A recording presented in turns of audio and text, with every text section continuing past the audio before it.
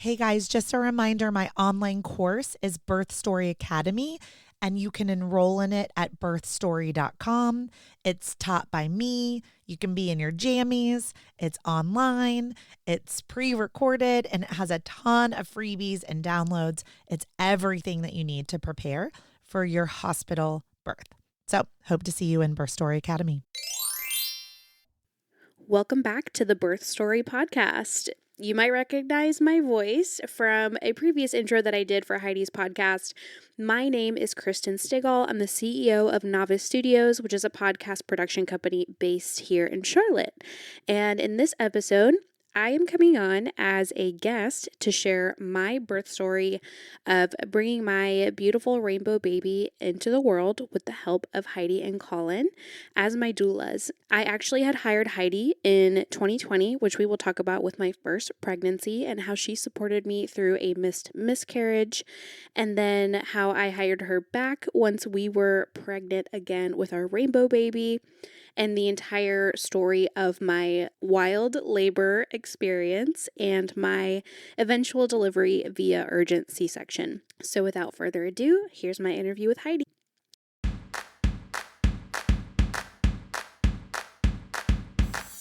What does a contraction feel like? How do I know if I'm in labor? And what does a day of labor look like? Wait, is this normal? Hey, I'm Heidi. My best friends call me Hides. I'm a certified birth doula, host of this podcast, and author of Birth Story, an interactive pregnancy guidebook. I have supported hundreds of women through their labor and deliveries, and I believe every one of them, and you, deserves a microphone and a stage. So here we are. Listen each week to get answers to these tough questions. Birth Story, where we talk about pregnancy, labor, deliveries, where we tell our stories and share our feelings. And of course, chat about our favorite baby products and motherhood. And because I'm passionate about birth outcomes, you will hear from some of the top experts in labor and delivery. Whether you are pregnant, trying desperately to get pregnant, or you just love a good birth story, I hope you will stick around and be part of this Birth Story family. Hey, Kristen, welcome to the Birth Story podcast. Hi, Heidi. Thanks for having me. I'm so excited, you guys. Kristen's my own doula client. She's also an amazing podcast editor, and she's edited so many of these podcast episodes so that they could be brought to you. And today we are talking about prodromal labor, a long, hard labor, and a cesarean section ultimately. So there's a lot to pack in to this episode. Yes. Kristen. And you guys, before I hit record, Kristen and I are just sort of like reminiscing and shooting the shit about different stuff. And finally we were like, just let's hit record so we can keep rolling with what we're doing. Yeah, because I know that Kristen probably is going to shed some tears today because we're going to reopen a wound a little bit. Telling your birth story and having someone listen to it can be healing. I very rarely have my own doula clients on the podcast. I'm so excited. This is going to be such a good conversation, and there were definitely some difficult moments. And like Heidi said, we were chatting before we hit record and, talking about how some of the more, quote unquote, negative birth stories always have some sort of silver lining. Like I know for me, it taught me so much about my body, and it kind of put me on a journey to get to know my body and my needs, and maybe how to advocate for myself a little bit differently next time, because you really just don't know what you don't know before you go into labor. Yeah. And you are one of the stories where, people do all the things right? Like down to I'm going to call it a fertility journey that you had, and this long journey. And then you are pregnant and it's a sustainable pregnancy, and you hire a doula and you do all the things with check-ins and childbirth education and reading the books and doing things. And then still had the one thing, right? Everyone says well, I just don't want to have a C-section. Just don't want to have a C-section. And then, spoiler alert, you guys, Kristen the story ends in a cesarean section. That was kind of unexpected. So we're going to process that a little bit today. I just finished a birth story writing workshop with Ashley Shine last night, and I had interviewed her on the podcast in June 2024. I don't know what episode that is, you guys. It's like 190 something, maybe. Go look. But it was like on how to write your birth story. And the way that she started the workshop was how I'm going to start this podcast interview today. And that is, Kristen, close your eyes. I want you to tell me the first 5 memories that pop into your mind about your birth. What's the first thing that comes in? And then flow with the next 4. The first thing that I remember is when they finally put Jack on my chest, he lifted his entire head to look at my face. The second was while he was being worked on after he was delivered. My husband took a picture of me and said that I was the most beautiful I've ever looked. And looking back at the picture, I look absolutely terrifying. And then I remember doing all sorts of handstands and, crazy birthing positions and just having so much fun in this super long labor process. And then the fourth thing that comes to mind is, we'll get into this more later, but the OB on duty tried to break my waters to, keep my labor going or help to progress it further is the word I'm looking for. And there was nothing there. And that was one of the most painful experiences of my entire life. And the fifth that comes to mind is when you came to pick up my placenta the next day to do encapsulation, and you brought us coffee, and my husband was like still in shambles from everything that had happened the day before, but I was still like on cloud 9. Like, this was the best experience of my entire life because I'd been in labor land for such a long time. And, just having you there to kind of comfort us and talk us through those mixed emotions and kind of mentally preparing us for the next 24 hours was, that sticks out to me a lot from our experience. Ooh, goosebumpy. It's a really interesting exercise, right? When I did it, Kristen, it was the first thing that popped into my mind, and I wrote it down. And then I'm going to build another birth story off of it. You can write infinite birth stories, you guys. So she would say, take each one of those things and make it its own story, right? Like, it doesn't have to be like, and then on this day I went into labor, and then this happened and this happened and this happened, like start with that one thing and then make that your story. And mine was, I was wondering if anybody else could relate to this, but when I look back at pictures and videos, it's weird. It's like I'm looking at someone else. I'm like, that's not in my memory. Any of those pictures or videos are not how I remember the experience. It was like, what I remember can't be captured in a photo or a video. It's like I was in a different world, and everything I remember is the way I felt. Not, I had my eyes closed the whole time. I didn't see anything. So it makes sense to me that I see these pictures and videos and I'm like, that's what it looked like in that room. That's who was there. Weird. Don't remember any of it. So I love that. Yeah. Okay. We are going to get into those crazy handstands a little bit and why we did some of the things. But let's start at the very beginning. Okay. Mm-hmm. And you guys, my dog, Magnolia Jane, is sitting at my feet, scraping at me right now. She is clearly upset about something. So if you hear her bark, I'm sorry. This is just recording at home. That's the most southern dog name I've ever heard in my life. It is. It's supposed to be my girl name if I had a female, and I had 2 male sex children. And so Magnolia Jane became the dog's name. And then Lexi May was the other one. Love it. Welcome to, I could do an accent for a minute. Welcome to Charlotte, North. I can't even do a Southern accent. I don't know how, you guys, because I'm not from the South, but welcome to the South and my Southern Belle girl names. Joke was on me though, right? So let's go back to the beginning. Are you willing or open to talk about before you hired me? Absolutely. Yeah. Okay. Well, let's talk about the first time you hired me. How about that? Okay. Yes. Take it away. All right. So We purchased our home in 2019, and we were like one of the lucky people that got in right before the craziness of COVID and all of that. And I remember everyone telling us, with home purchases come with babies, you're gonna have a baby soon and all this stuff. And I was like, no, no, no, no way. We had just gotten married the year before, and we were like, we want to enjoy like a couple of years together. And then the switch kind of flipped a few months after we moved in and got settled, where we were like, okay, let's try for a baby and see what happens. And we were very lucky to get pregnant on the first try. And then immediately it was like, oh my God, this is like really happening.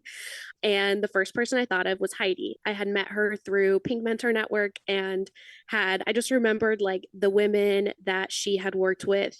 We were at an event together, and they were all like rallied around her. Like, I don't even think the event had anything to do with like birth stories or anything, but I could just tell this was like a really tight knit group of women, and that she had clearly made like such a big impact on their lives. So I was like, let me reach out to Heidi. And I was like, I don't know if you remember me, but we met through Pink Mentor Network. And she immediately called me and was like, you're pregnant. And just sharing in that joy with me, which was so fun. And we, went on a trip and had our, consultation call with her. And my husband was always like kind of hesitant about, I'm going to say things like doulas, but like anything that could be considered like a little bit more on the woo woo side. And he just didn't understand that there's still like some medical background and stuff like that involved. That doulas are evidence-based. Evidence-based, yes. Which is what he's like, all about, evidence-based, and like it has to be research-backed and all these things. So he was like, no home birthing. It's up to you how you want to manage your pain. That's completely your choice, your body. But he's like, I would really like a hospital birth. And Heidi was like, yes, absolutely. We do hospital births. And then we had a totally normal first ultrasound. We had our first ultrasound at around 6 weeks pregnant. There was a strong, healthy heartbeat. And they were like, okay, we'll see you in 6 weeks, 6 more weeks. And that like trip that we went on, where we ended up having our call with Heidi to Charleston, we, didn't think anything was wrong or amiss. We took lots of pictures, and we're just celebrating, becoming parents in the future. And when we went in for that ultrasound it was at 12 or 13 weeks, there was no heartbeat.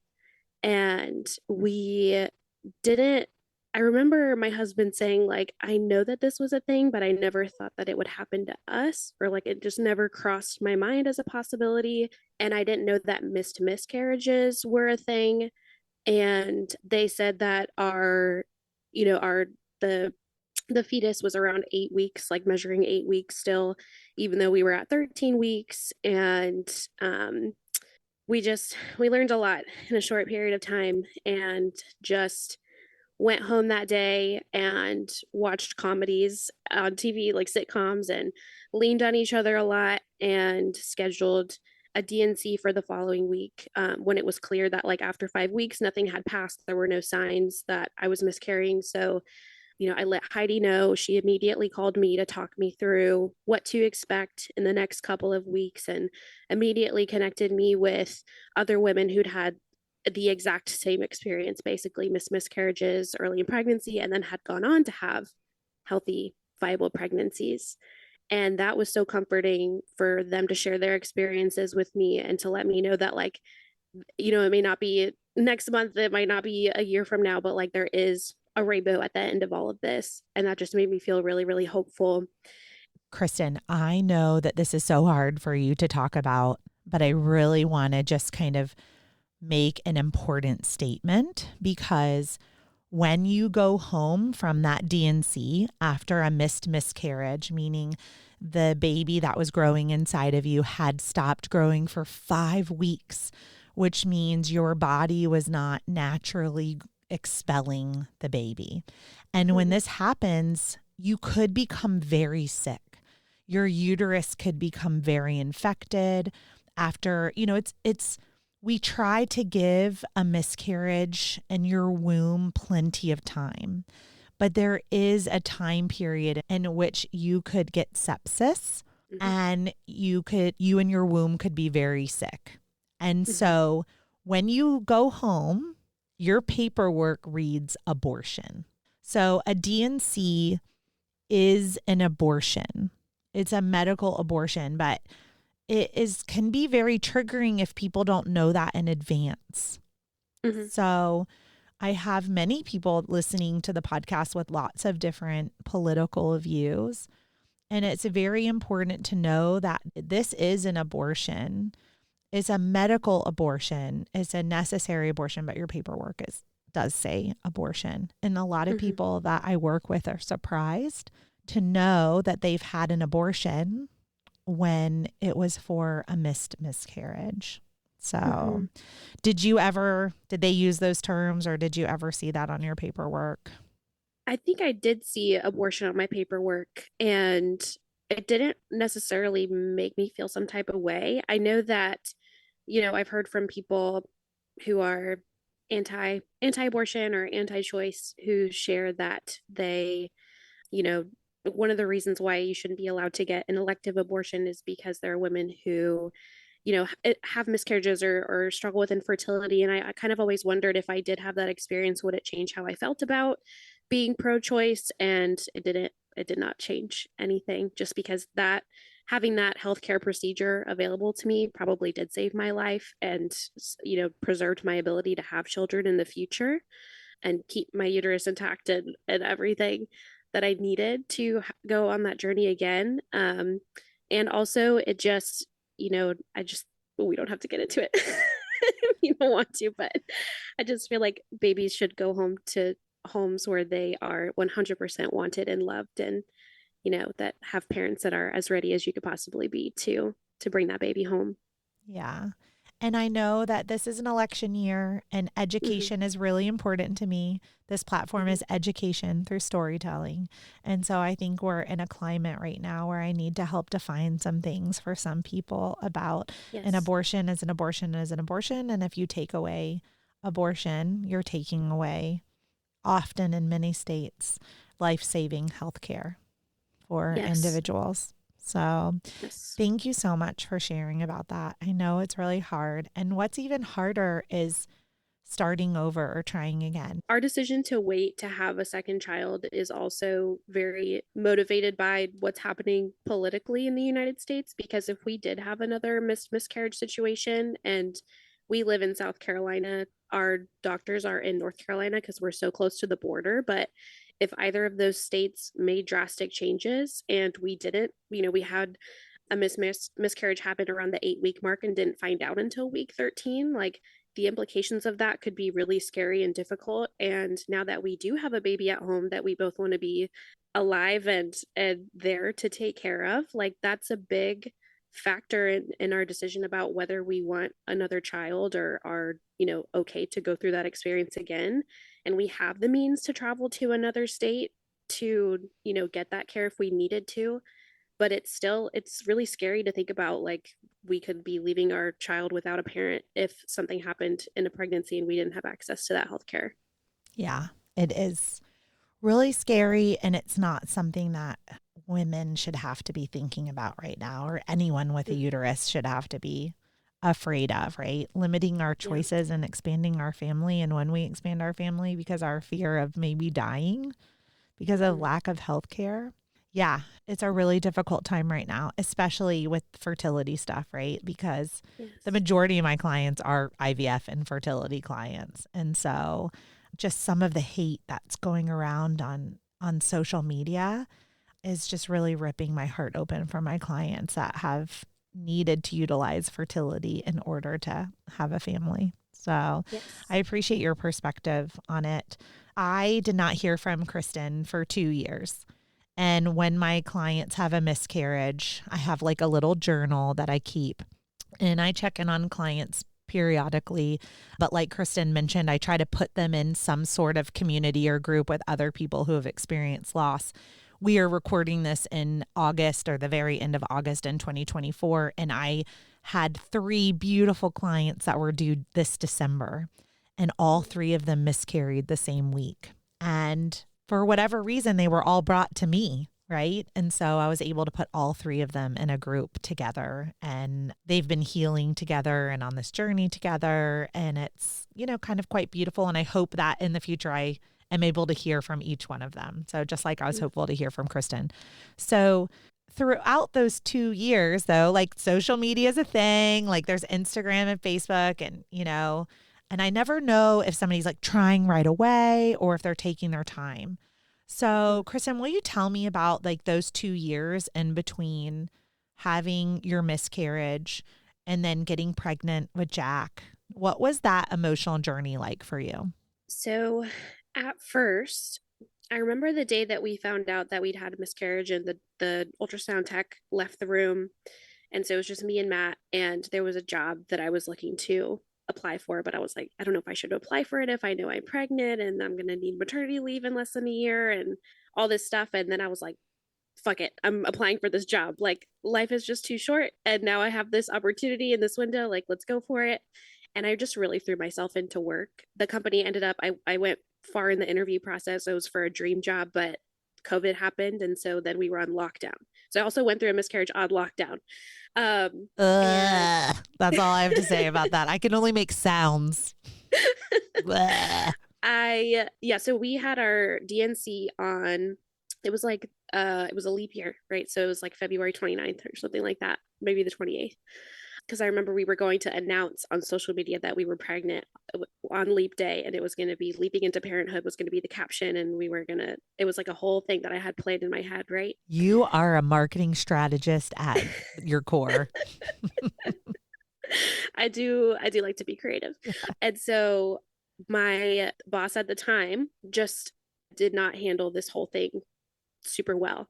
And she said to me the day that before lockdowns happened, there was like a big PR thing in the county that we were working for. So we were offsite and sending out press releases and all this stuff. And she was like, I just feel like you're not really your bubbly self anymore. And I was like, I just had a miscarriage. Like, I'm physically still bleeding after having a DNC. What do you mean? And then lockdown happened. And I feel like my husband and I were entered a little bubble where it was like just us. We couldn't see anybody. We got a dog.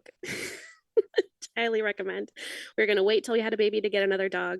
Just went ahead and got a puppy that somebody was trying to rehome. So then we had somewhere for all that love to go. Like I've read before that grief is just love with nowhere to go. Yeah. And so we got this dog to pour all our love into. And fast forward to July, I quit my job and I started a business. And I was like, let me see if I could strike out on my own. I'm going to throw myself 100% into work and just avoid these difficult feelings that I'm having. Right. Because let me just say gross about your former boss. Mm-hmm. And also this country and back to our healthcare system, right? A miscarriage is a death. It's a grieving process. Why don't we have FMLA? Why don't we have short-term disability? Why aren't you on maternity leave? Right? Like, that's a great question. A miscarriage, that's maternity leave. You should get a minimum of 6 weeks off, right? Like I love that. You can't think one thing, you guys, and then not advocate for all of the things. Mm-hmm. Right? Yes. It's very important that we don't go back to work the next day. And I think I might have taken maybe a week and a half off. I think that was the extent of it. I took off the week between finding out we'd had the miscarriage and getting the DNC because it took a week to have the availability for us to have that procedure done even. So I think I maybe took a few more days off of work from that and then went back. And I was like, I just don't want to think about this anymore. I want to move on. And we got to August, which was my due date month. And I could not get out of bed. And I was like, we're supposed to bring a baby home this month and we're not. This is so messed up. And that was when I sought out a grief counselor. And I found one who I felt like really understood me and was able to say to me, like, what you went through was terrible. And like, you haven't allowed yourself to grieve. And I was like, what do you mean? I've been sad for 8 months. She was like, no, you haven't actually allowed yourself to sit with these feelings and process that there has been a death. And I remember Mother's Day, I was like, I'm not talking to anybody on Mother's Day. I'm staying off social media on Mother's Day. Like, I want nothing to do with it. I'll wish my mom a happy Mother's Day. And that's as much as we're doing because I cannot, stomach anything else. And so I started talking with her and really processing out loud with her. And it's weird because yes, with a miscarriage, it's a death, but like it's a person nobody met. So like nobody else can really, you know, commiserate with you. Like nobody else is really sharing in that loss. Immediate friends and family are sad for you, but like it almost feels like a hypothetical situation of like you were a mom but now you're not, but you always kind of still feel like a mom, and you don't have any other human children at home to still carry the title of mother, but like you felt like a mother for the time that you were pregnant. It's just so weird, and it's a weird type of grief, but it is so common. And I feel like it was kind of strange, like later that year a lot of miscarriages happened in like the circles that I follow. And so we kind of leaned on each other in that time as well. And they would message me and be like, I feel this way. Is that weird? I'm like, no, it's not weird. Like you could grieve and have whatever feelings you want to. And they were like, I feel stupid for getting excited. I feel, embarrassed that I announced it a week too early. Like all of those feelings are valid, and you are not stupid and you should not be embarrassed, but you're allowed to feel however you feel in that moment. But I think I worked with her up until maybe a few months before we got pregnant. And that I think that helped me to get to that place emotionally where I felt ready. And then once I did get pregnant, I went back to her because there was a lot of anxiety that came with being pregnant again. Yeah. Those first 12 weeks, or pick the date on the calendar where you miscarried. Or if you've miscarried several times, pick all those dates on the calendar. And it's just getting past or getting beyond. And then it becomes getting to the anatomy scan. And then it becomes getting to feeling the kicks so that you can interact with your baby. Then it gets, and until the baby is on your chest and in your arms, I'm not sure the anxiety ever escapes our body. We just find ways to function in the world, and to get through the pregnancy. So we know you got pregnant again, clearly, because I'm your doula and we're talking about your C-section here in a minute. But I want to jump ahead and start with number 3 on your list: handstands and crazy birth positions. How many people have done a handstand or gone upside down when they were in labor? Because if you did, kudos to your doula or your spinning babies, because there's reasons why. So I want to get to like, why were we in a handstand? Like, why were we upside down? Why were we butt in the air, arms? I need deeply for the audience to know like what was going on. Okay. So I want to start the next chapter of this story with your prodromal labor, because you also heard her number 4 was the OB went to break her water and there was nothing there. So your water did break at least a week to 10 days before you went into labor with no one knowing. And I want to address it. So let's talk about your prodromal labor. Pick us up with what gestation were you when you started feeling contractions? So the day before, maybe the night after my original due date, which was October 9th, it was the day before my dad's birthday, I woke up and my underwear was completely soaked. And I was like, my water broke overnight. And I had a regular like weekly checkup that morning anyway. So I was like, perfect timing. I'll bring this up and see if things are happening. So I was 40 weeks in a day at this point, I want to say. And then, so my doctor tested the fluid, but said that it wasn't amniotic fluid. We had the pH strips at home, so we were testing, and it wasn't saying it was amniotic fluid either, but something just felt different. And I started losing my mucus plug here and there as well.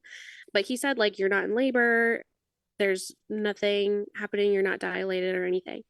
Do you know if they looked at the amniotic fluid under a microscope called a Ferning test? There's no way. I think they just swabbed it. They just swabbed it. Okay. Yeah. So you guys, there's 2 other tests called AmnioSure, and then there's a Ferning test where they look at the fluid under the microscope.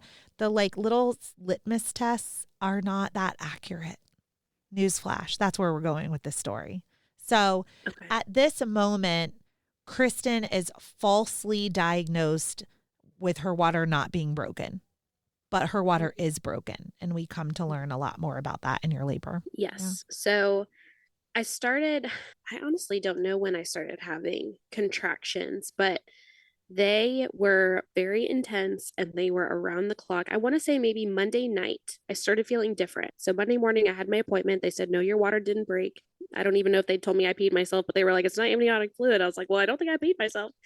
And so the contraction started. I remember my husband bringing me food and he was like, are we doing this? Like, are we going to the hospital? What's happening? I'm texting Heidi and calling and I'm like, I don't know what's happening. So I start having these contractions, but they're like 15 minutes apart, then 20 minutes apart, and then 30 minutes apart, and then 15 minutes apart. So they're never close enough to get admitted, but they're intense. Like when they happen, they're really intense and it's around the clock. It's all throughout the night, it's throughout the day.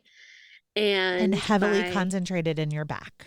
yes, heavily concentrated in my back. So getting in the bath was super helpful and doing I think you guys started sending me circuits on Tuesday to do. We also tried pumping to progress labor and doing the handstands and all of that. And then I think it was Wednesday, you were like, don't do anything related to, it might have been Thursday even because, okay, gosh, now I'm getting all turned around. That week was the longest week of my life. It's okay. It was, so we usually let it go for a day or two where I would call it like a slight augmentation. Like, sure, do some curb walking. Let's do some pumping. Have sex, except for now that we know you're like, I wouldn't have said have sex if I knew for sure your water was confirmed ruptured. Then nothing goes inside your vagina after that. But after a couple of days, we're like, just stop. Like your body has wisdom. It's smart. And the baby's not in a good position, right? Like the baby's trying to rotate and get the head to tuck the chin and get onto the cervix and into the pelvis. And when that happens, all those nice prostaglandins are going to get released and the signal will go switch from prodromal labor to active labor. Active labor is when your contractions are 2 to 4 minutes apart, lasting for 60 to 90 seconds with intensity. So Kristen had the intensity. The intensity was there. The length was even there. Some of them were even 60 to 90 seconds long, but the frequency just wasn't there yet, putting her into this category of prodromal labor. Prodromal labor can last for weeks. Okay, well, you were already 40 weeks, so we weren't thinking you'd go to 43 weeks, but it can last for weeks, and it's very tiring and it's very exhausting. So yeah, so at some point we shut it down. I want to deal with the handstands though. Okay, so I'm going to circle back to the handstands. As a spinning babies doula, and somebody who's trained in this, one of the strategies to get back labor to stop and to help kind of encourage the baby. In spinning babies, nobody moves your baby. Your baby moves themselves, but we create space in the pelvis. We create space in the pelvic floor by softening the pelvic floor and the tissues and the muscles and the ligaments with different moves and stretches to create space to encourage the baby to move, Jack in this case, to move on his own. And sometimes when your water breaks, the head just drops down, into a position. Sometimes the babies get wedged or kind of stuck in the pelvis. And so a way to help them re-engage the pelvis in a better way is to kind of go upside down in a handstand, or if you put your elbows on the floor while your knees are on the couch. So it's like a supported half handstand. I don't want you guys to think like I do yoga and I can't do a handstand. It's not like that. It's just like inversions. It can help encourage the baby to pop out of the pelvis, give them more room to kind of turn or wiggle or rotate, and then re-engage the pelvis in a different way. So this was a common theme of Kristen's labor, trying to encourage Jack to move into a better position. So eventually we shut it down and we said, this is prodromal labor. You're not going into active labor. I can't remember. Were you still leaking fluid? I think I was. Yeah. It was a teeny, tiny, almost, I think, imperceptible amounts. Yeah. So in my expert opinion, Kristen's water was broken, but it was broken with what we call a high tear. So think up by your ribs instead of the hole breaking down by your pubic bone. So let's say Jack kicked a tiny little hole at the top of the amniotic sac. And then as she's going about her days for a week or more, water is slowly spilling out. But when she got to the doctor, if there isn't currently a specimen right there, right, because it's not coming from the bottom of the bag, so it's coming from where they do the vaginal exam and where they test. If the water is coming from the top of the bag, then we're only going to catch that amniotic fluid when you have a spill or a gush. So that water was just leaking slowly as you moved and you rocked and you lay down and stand up and more water spills out over the course of like a week. And so to go back to your number 4, the OB was trying to break your water because nobody thought your water was broken. The water was long gone. And I think finally, we'll get to this, but finally they did an ultrasound and showed no amniotic fluid. There was like no pockets of amniotic fluid at all in the ultrasound mid-labor. So, yeah. So I think it was Wednesday or Thursday of that week that you were like, don't think about labor today. Go out and do something fun. And so we went to a pumpkin patch because it was October and my parents were in town. So we did a little maternity shoot. We brought all of Jack's like pumpkin onesies out and took pictures and just had fun. It's a gravel lot into the pumpkin patch. So I think I had a contraction as we were driving over that. That was super fun. 0 out of 10 would not recommend. But it allowed me to just not think about it too much. And then the next day we went back to doing some circuits. And then Friday morning, I was like, can I get seen by somebody? Like, I feel like this has been going on for a long time. And on the way to the doctor's office, my contractions became 3 to 4 minutes apart. Finally, active labor had arrived, and it took 5 days of prodromal labor. And I also need people to hear it took 5 days after her water had a slow leak. So let's say, Kristen, you had been confirmed ruptured, right? Well, they would have just started an induction of labor days earlier. So in a way, it's kind of cool that you got to like slowly progress into spontaneous labor, you know, safely without putting you or Jack at harm, because I think we're so eager when our water has a small tear and it's just leaking fluid. We're so eager to just rush to the hospital and just get induced. And data really doesn't show that you're going to go into labor when you have a little bit of a leak. It can take up to a week, like it did in your case. When you have a full rupture of your membranes, meaning like that bag broke down by your pubic bone. And it's like, think of it like a coffee cup, right? And like at Starbucks. And if the water is leaking out of the little lid with the tiny little hole, like you're only just going to be leaking fluid here and there. But if I cut the bottom of the Starbucks cup off, all the fluid's going to come out. It's much more obvious, you know? And when that happens, it sends the signal right away to your body to go into labor. Most people are in labor within 24 hours. The remaining few with a rupture, what they call it, a grossly ruptured, like your membranes are gone, the water is spilling out within 48 hours. So by the time we get to day 5, I'm like, okay, that was a high tear. Now the fluid's gone. Now your body's getting the memo. Active labor. I love that you still went to your appointment.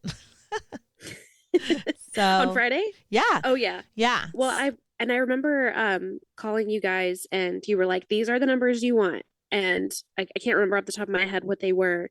But when they went ahead and did a cervical check, it was like, ding, number 1, we hit. Ding, number 2, we hit. Ding, number 3, it felt like we had hit the jackpot. And they were like, you're going to the hospital. I know. Like, it was like 3 or 4 centimeters dilated. You were more than 50% effaced, and the baby was low, like a 0 or -1 station. And so all signs pointed to, I'm sorry that the last 5 days sucked at prodromal labor and you haven't slept and you're super exhausted, but game on. Let's do this. Yes. And I think I told you guys that morning, I think Thursday night, I called you guys and I was like, I don't want to do this. I'm about to get an epidural. I want to be induced. Like, give me all the drugs. I just want to get this baby out. I'm so tired. And you were like, take some magnesium and a Tylenol PM and go to bed. and get a good night's sleep. And we did get a good night's sleep in the morning. I was like, I still want to get an epidural and all the things. And you were like, Yeah. what? Let And you me guys just were like, let me just clarify something. It is out of scope for a doula to prescribe medicine to a doula client, but these are recommendations coming directly from Kristen's approved list of medications from her obstetrician. So yes. And when we called triage Thursday night, and they said the same thing. They said take some Tylenol PM and try to get some sleep. So the doctors told me to do that too. I know. So we're just, as your doulas, reiterating what your midwives and your obstetricians are already telling you is safe, but that we know works. So did you sleep that night before? Yes, I did sleep that night. And I think once they said you're actually progressing and it's time to go to the hospital, when we were at the doctor's office, I felt so reinvigorated. I was like, let's do this. I'm ready to do all the circuits that we need to get this baby out. I don't need any meds. Like, let's do it. I just felt very affirmed and like everything's working the way that it should be. And it felt like we were going to have a baby that night. Yeah. And it was daytime. So that was my shift. Yeah. So I came first and you were rocking and rolling. Contractions were so strong. You were still kind of giggling and laughing like through, it was still early labor because you weren't quite in labor land in those earlier hours, but you were definitely in labor. They were definitely strong. We definitely were doing all the positions and all of the things. And tell me what you remember from the early labor before we started getting news from vaginal exams that we didn't like. Because I will tell you what I remember is you went from epidural to epidurals off the table. You were like, I am fine. I have all the energy in the world.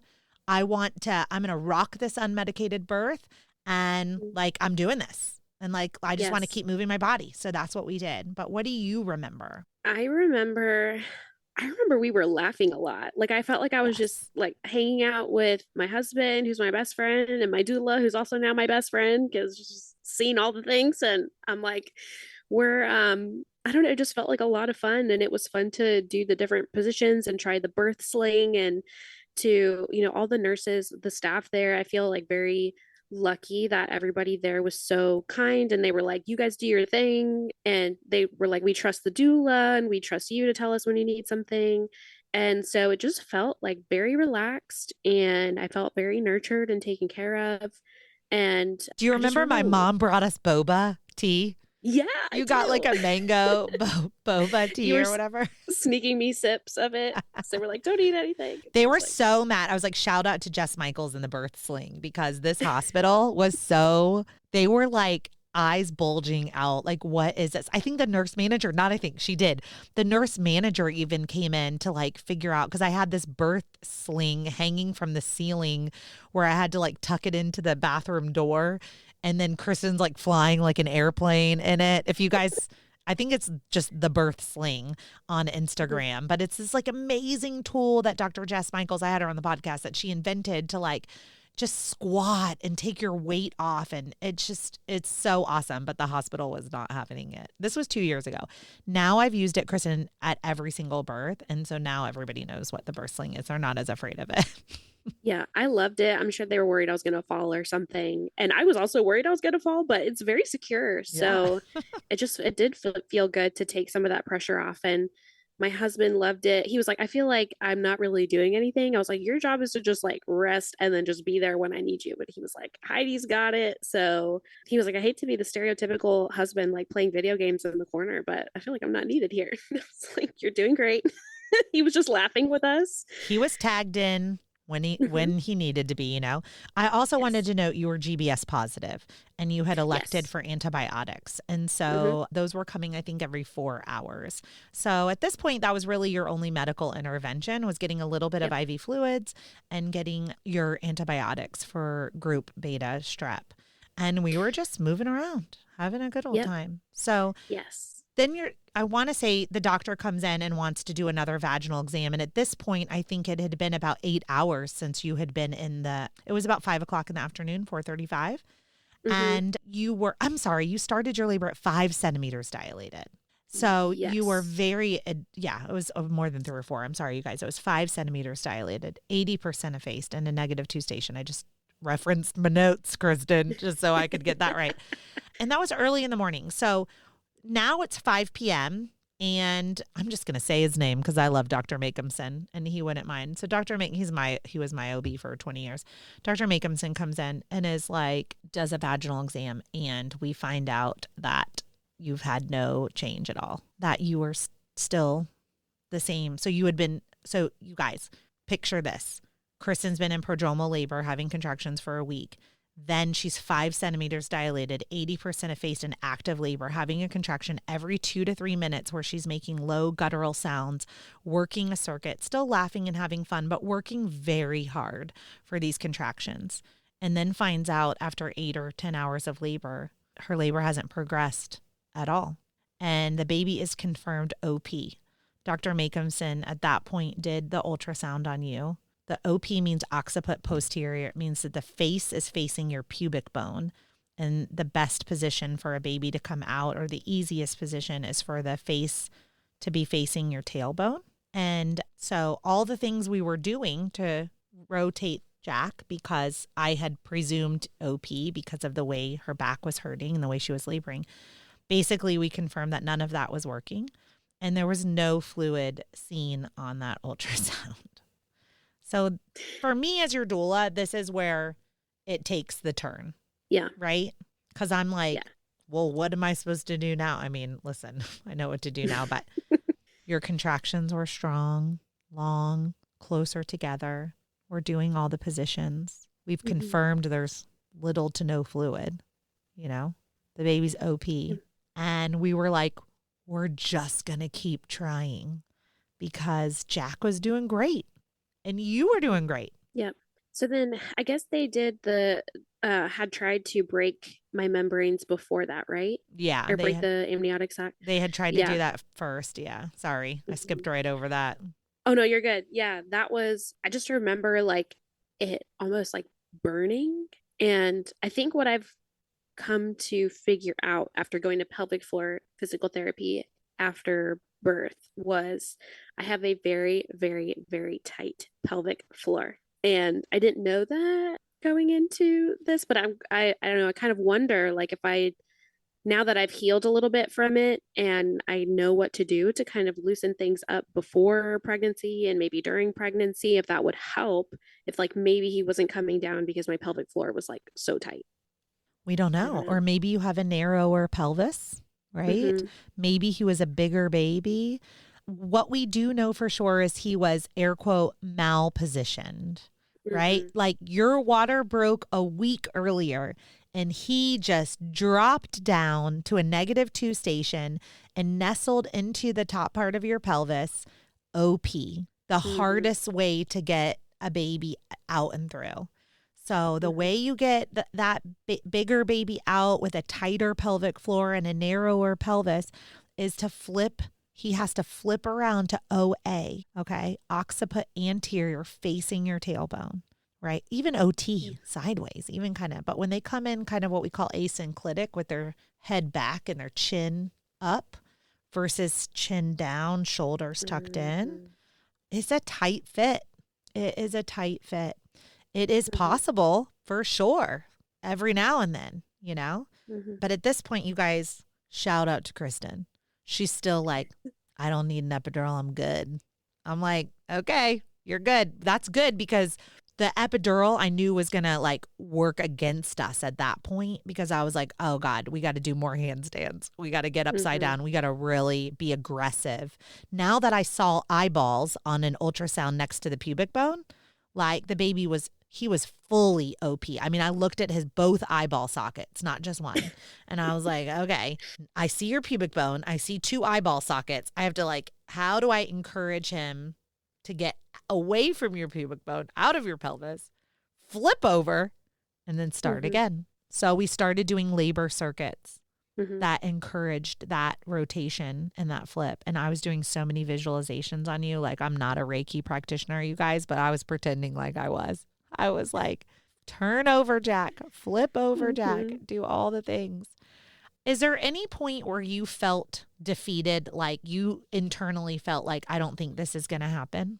I think just the moment that they said his heart rate was dropping a lot, because I think I could kind of justify the discomfort of the contractions I learned to have a very high pain tolerance. I think I could just like muscle through anything if I just Mm-hmm. focus enough. Yeah. And I've been doing that all week long. And once they said he wasn't doing well in there anymore, like his heart rate was having dramatic drops and it just it wasn't progressing and the labor had stalled, something called labor arrest, which I didn't know was a thing. I just like couldn't take it anymore. My whole body just started shaking, couldn't calm down. And I think that was a big turning point. And then when they came in, well, maybe I'm getting a little bit ahead of myself, but I think that moment when I couldn't like handle the pain anymore, I was like, it's over. I can do this anymore. Yeah. It was a long time before you got to that point, Kristen, though. Like Mm-hmm. even after you had labor arrest for but then you progressed again, right? So I think Mm-hmm. by later that evening, before I went home, you were 7 centimeters dilated.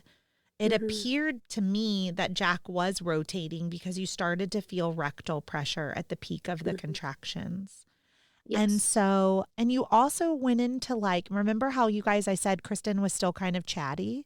She appeared to me like she was going into transition, which was that 7 to 9 centimeters dilated, like where you stopped being so chatty, you started focusing a little bit more.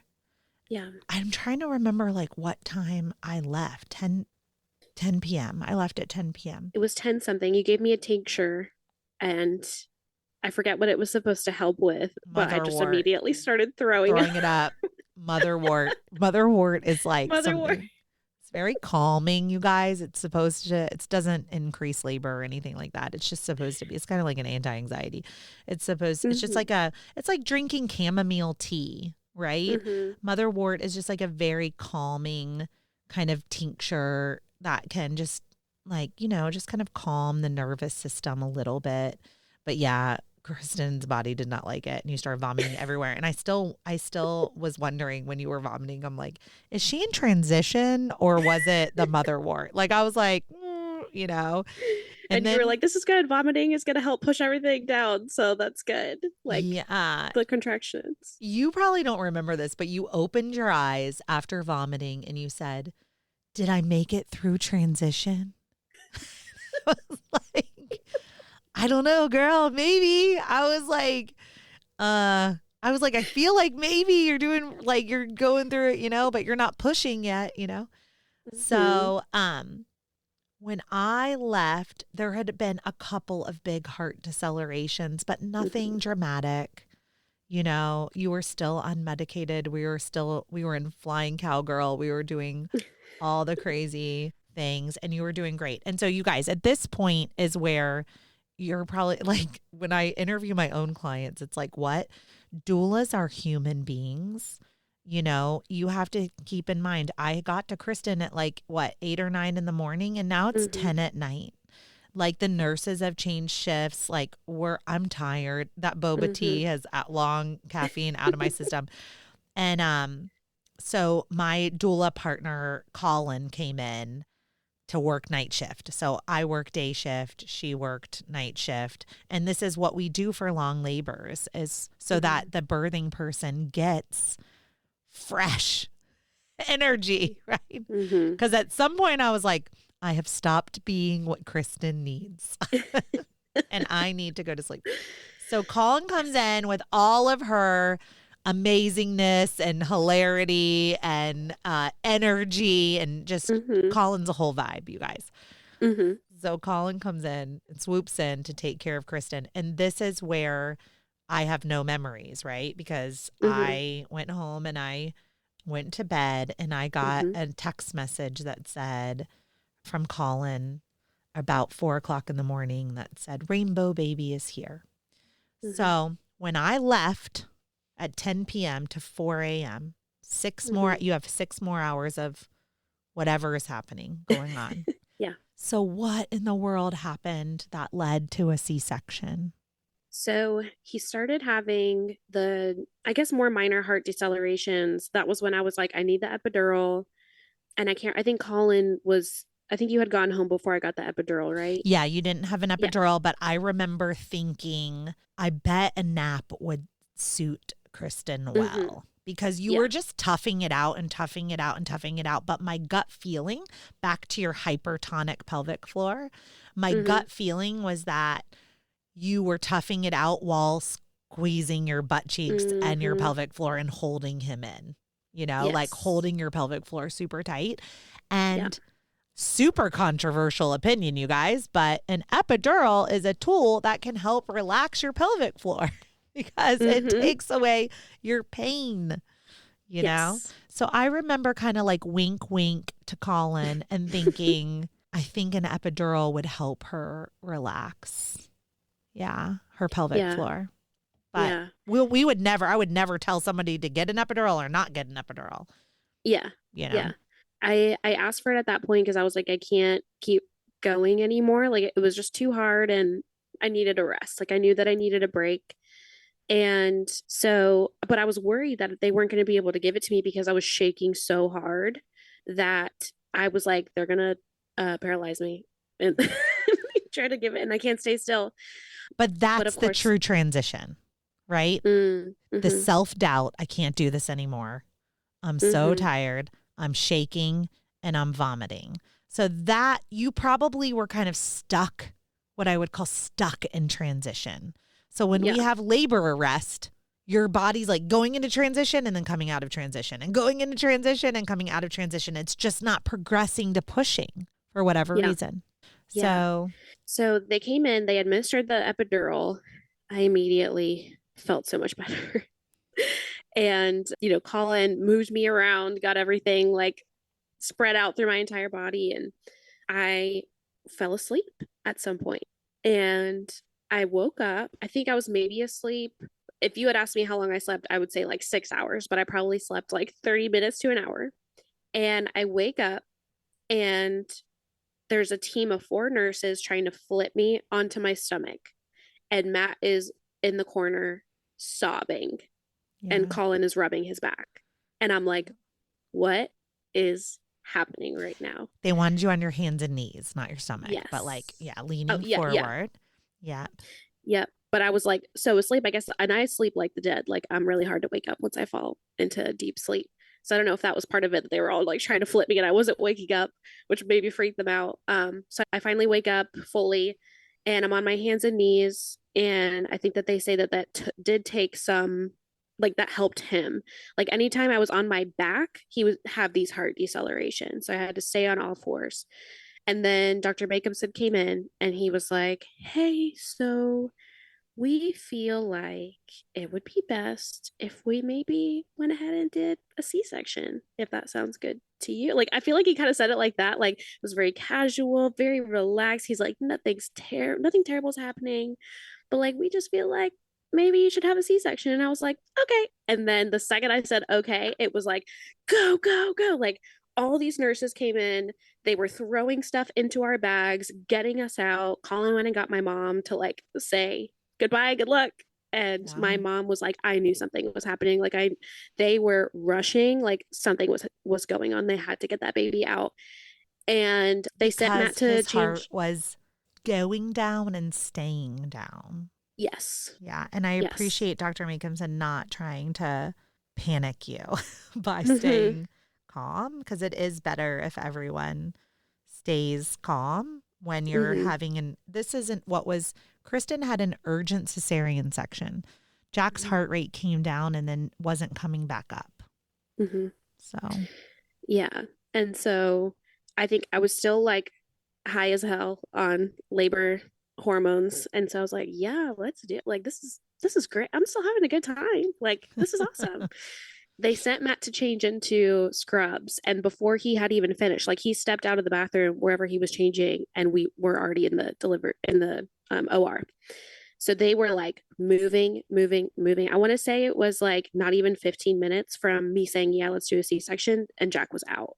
yeah. Like it was so fast.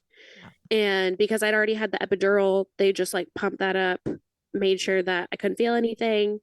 And I could feel them lift Jack out of me because all the pressure on my back just relieved in an instant. Like I could feel the instant relief once they took him out.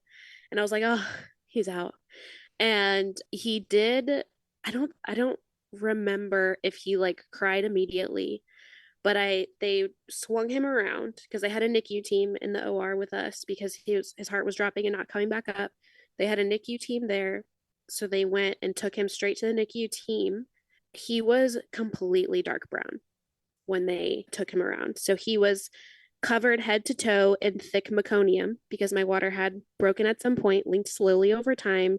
So he had ingested the meconium, so he couldn't breathe. And when I talked to my OB at, our postpartum checkup, and he was kind of looking at the notes, he said that Jack's APGAR score was 8 and dropped to a 1 within a minute. Yeah. Which is really bad. So a couple of other things, because I want to like give the audience a picture of like why, okay? Jack's umbilical cord was very short and it was wrapped around his neck 2 times, which now we understand why he couldn't tuck his chin because the umbilical cord was there. And as her labor contractions got stronger and he got squeezed into the pelvis, the blood supply from the placenta to Jack via the umbilical cord was getting pinched off, kind of like you pinch a hose, okay? Mm-hmm. And when you pinch that, just like the water slows, the heart rate was slowing, right? Mm-hmm. So Jack was never going to be born vaginally safely, okay? I am a mom of a child with cerebral palsy because of the same story of Kristen, of the short cord with the double nuchal. And I had a vaginal birth in which oxygen supply to Jagger's brain was cut off and he suffered a stroke at the birth and has cerebral palsy. So this medical intervention was a life-saving and a life-changing intervention for Kristen and Matt and Jack. Because guess what? Jack didn't suffer a birth injury because your obstetrician made a decision at the right time to get Jack out safely. With all that and with all that meconium, that's because it's not always because of stress. Okay, meconium happens, right? Like you can just have meconium because you're post-date. But Jack's meconium is because he was stressed and he was stress pooping. And then he was stress inhaling and stress swallowing all that meconium. And so I know that was super traumatic for you, Kristen, but I promise you, I'm so emotional. As a mom who had to take her child to PT and OT and speech every day, year after year after year, when a C-section would have just prevented all of it. So C-sections can be tools to help you have a better life, an easier life. It's a harder recovery for sure, for a short period of time. And I'm just so sorry that was your story, right? Yeah, I remember you saying that after we went through when you came to visit us the next morning and saying this could have been the result. And because you had the C-section, you don't have to deal with any of these complications. And I just felt really grateful. And I think I still struggle sometimes. And this is, I think, 100% a me problem, but I still struggle sometimes with saying I gave birth. I still feel like I didn't give birth because I didn't have that experience of a vaginal delivery. But I'm so grateful that they moved so quickly. They kept us as calm as they possibly could. I couldn't stop shaking in the OR. And I know one of the stipulations that we had about our particular providers that they don't allow doulas in the OR. But I asked Matt to like massage my jaw to relax me, and it wasn't working. And I cracked a molar. I don't know if I ever told you that. No. Cracked a molar during my C-section. And apparently that's super common. Because when I went to the dentist to get it fixed, they were like, oh, yeah, this happens all the time, actually, with C-sections. Yeah, when a doula is not present.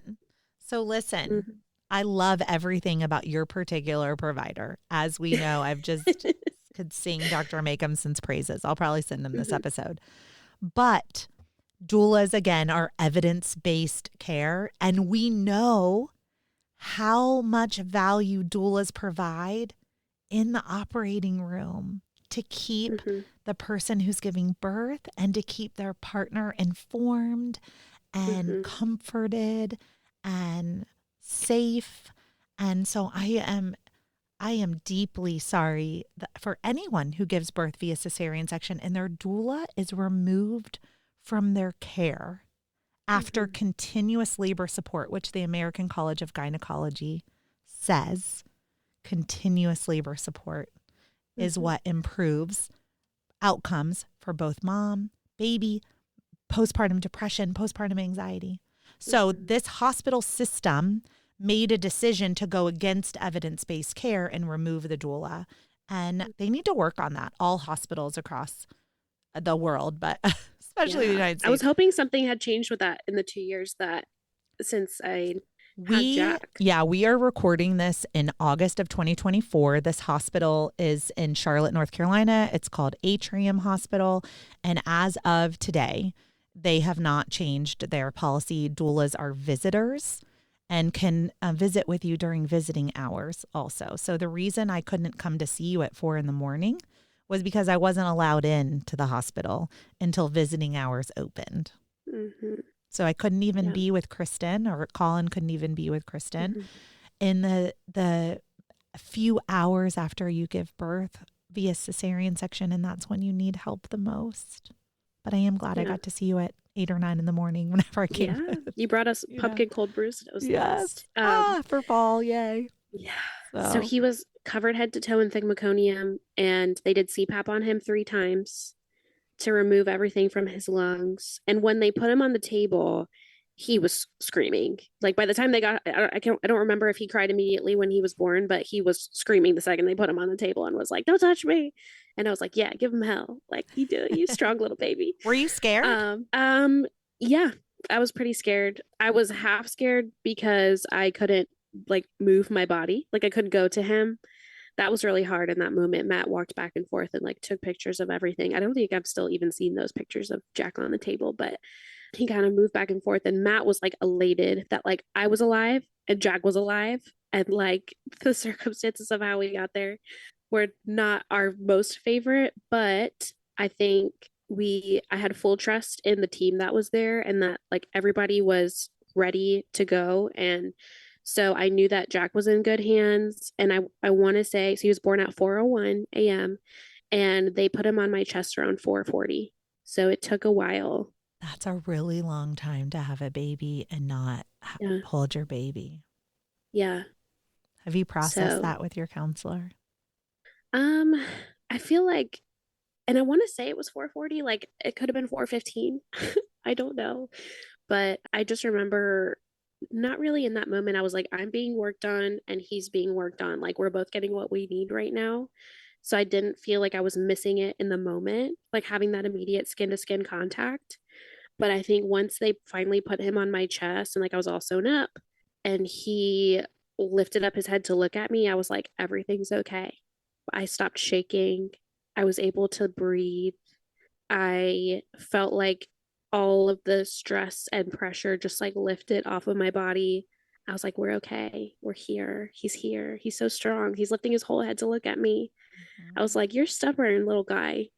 And he had a ring around his head from being stuck for so long. And it was probably up towards the front versus the ring in the back of the head, right? Like we want the ring to be the back of the head with the chin tucked. So when that ring is like forehead facing, I'm like, oh, it's, Yeah. His story was just a story of a baby that needed to be born safely via the belly. Yeah. But you did give birth and you did labor. I wish I could affirm that right into your brain for you, but I will at least be a person who says, I hear you, that you don't feel like you gave birth. And I hope that through talk therapy and sharing your story that you can get to that point. Side note for my doula clients, I do a completing of the, it's called completing the birth. It's on my Calendly, Kristen. You can just go to my Calendly and you can schedule it. it can be 5 years from now. But I do a visualization where we walk through completing the birth vaginally and or if the baby was removed from, the person giving birth too soon, having the baby, visualizing the baby never being separated. An exercise you could do at home with Jack, he's 2, he'll still snuggle with you. I was like, I could probably still do it with my 9-year-old, but who knows? When Jack's super sleepy, get him on your chest, right? And close your eyes and just visualize. Imagine that you gave birth to him vaginally. And imagine that he went straight to your chest. And imagine that you were never separated and that umbilical cord was still attached and the placenta was still inside your vagina. You know what I mean? And it was long and not tangled and not wrapped around his neck and perfectly loose. And just hold him and see if you can just visualize that, Yeah. and see what that feels like to hold him on your chest and to close your eyes and to just visualize that, you're together now and that you were never separated, and let your body know that you were never separated. Your souls were never separated, even if your physical body was for 40 minutes. So I just think you were so strong and so powerful in the fact that you just denied ever needing an epidural, you know what I mean? Until basically the last second of okay, I'll take a nap. Okay, people, I'll take a nap and see what happens. Yes. Your epidural did not cause your cesarean section. Your epidural did not cause the heart decelerations. Right. A short cord with a double wrap around the neck is that it is soon. But this was the good news. You were progressing. So the reason Jack started having heart decelerations is because your body was trying really hard to push him out. Yeah. But I'm so thankful. I know that's hard probably for you to hear, but I am so thankful as your doula that you had a cesarean section to keep you and Jack safe. Yeah, me too. And I think that definitely solidified us doing a hospital birth. I think, we were able to, again, 15 minutes or less between calling the C-section and Jack being out, and every second counts in those situations. So they moved really quickly, and I think in the moment it wasn't scary. And I still remember because I was texting my friends that he was born, and the next morning, and I was like, it was incredible. It was amazing. And it was the best thing that could have ever happened. And then you came in and you were like, so see how Matt's crying and really stressed out and traumatized. That'll be you tomorrow. But right now you're still in labor land a little bit. And it was so true. The next day I was like, I can't believe that happened. And Matt was like, okay, I'm good. I got it all out. Yeah. The birth high is a real thing. You're flooded with oxytocin. You love everybody. You're everybody's amazing, and then on day 3, you're actually that nurse was kind of bitchy, and all the harder feelings start coming in. But on day 1, everyone in that room is just the best, juiciest, most delicious. It's like ecstasy, I wouldn't really know because I've never done drugs like that, but I would imagine that it's like that. But yeah, and so I feel like I don't know, I think about baby number 2 in the future and what I would do differently. And I feel like I would maybe get the epidural sooner, even though I know that I can handle it, quote unquote. Okay. I think it would have allowed me to relax my pelvic floor. And I think that would have been a tool. So focus on the pain management piece. And I didn't know about my body that I had a tight pelvic floor. Looking back in retrospect, I see the signs now of pain during sex or discomfort during sex. And so we were not having any because we are sex should be a pain-free experience for everyone. Yeah. And afterwards, I was like, why is this so painful? It shouldn't be painful, right? And my doctor was like, no, it shouldn't be painful. And he even sent me outside of my provider to a private practice pelvic floor therapist because he was like, she's the only one I trust. She's been doing this for over 20 years when nobody knew what it even was. I'm sending you there and she's going to take care of you. And she did. And so I realized I still was having not complications, but discomfort when I tried to have sex. It was so painful. And I was like, this is crazy. And thought my period had come back, tried to put in a tampon, thought I was going to pass out putting a tampon in. And that That's a was, vasovagal response to a tampon right there. yeah. And I kept coming back to that moment of the doctor trying to break my water and how painful that was. Like, that was what was like playing in my mind whenever I would try to put in a tampon or have sex or whatever. And so and also my C-section scar hurt for a really, really long time. And like, if I would feel okay, and then I'd go for a walk and I'd come home and I'd have shooting pain in my C-section scar area. And so it was all the pelvic floor, like, too tight. Everything was way too tight. And so I started going to pelvic floor physical therapy. I used dilators.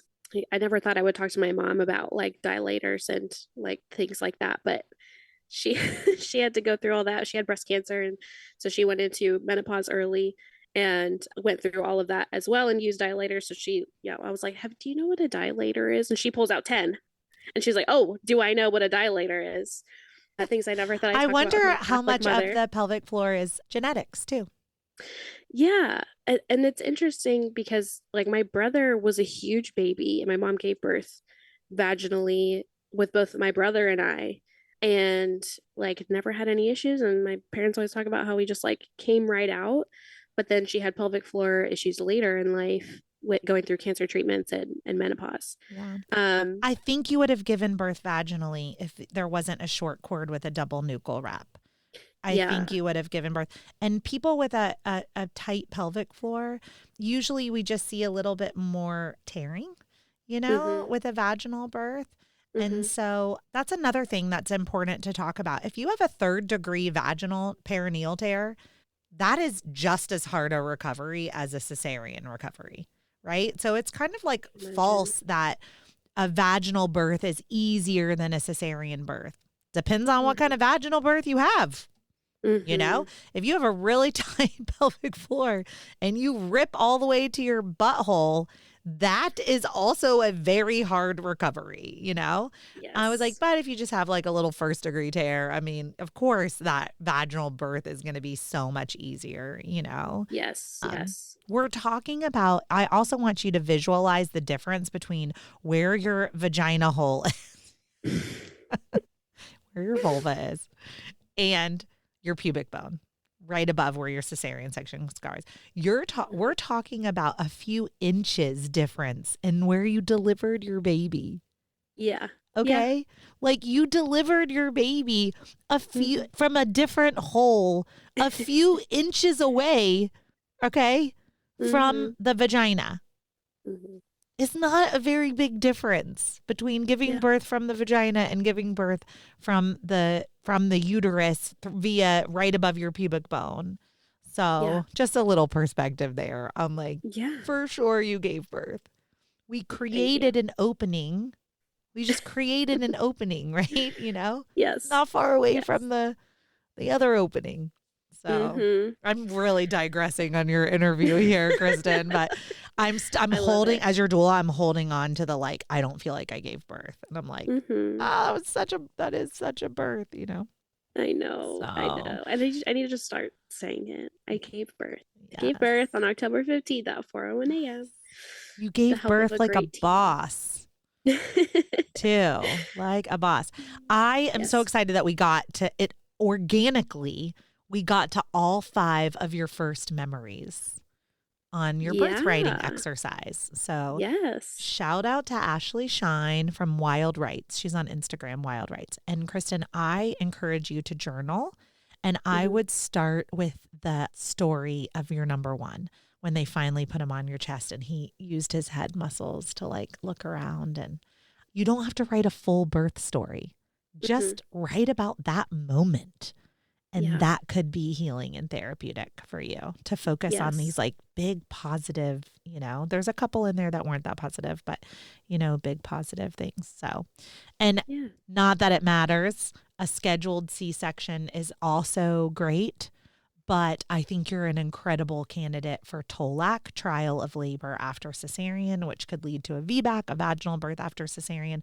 I do believe that you would have given birth vaginally if it wasn't the circumstances of the Jack navigating his umbilical cord, Yeah. and what a playful kid. He played with he's probably very sensory. That's what I say about kids with their, when they wrap the cord around their neck. I think that these are our loving sensory kids that like squishy things near their face and their body, and they want to hold, and they're that tactile response, and they just liked playing with the umbilical cord and wrapping it around and using it like a little pillow in there. And so we honor our children for who they are, even the ones who play with their umbilical cords in utero. So Yes. Thank you for being here today, Kristen. I appreciate it. Yes. Thank you so much for having me. This was really, really fun and therapeutic for sure to process it out loud. Good.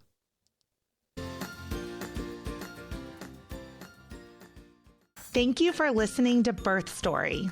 My goal is you will walk away from each episode with a clear picture of how labor and delivery might go, and that you will feel empowered by the end of your pregnancy to speak up, plan and prepare for the birth you want, no matter what that looks like.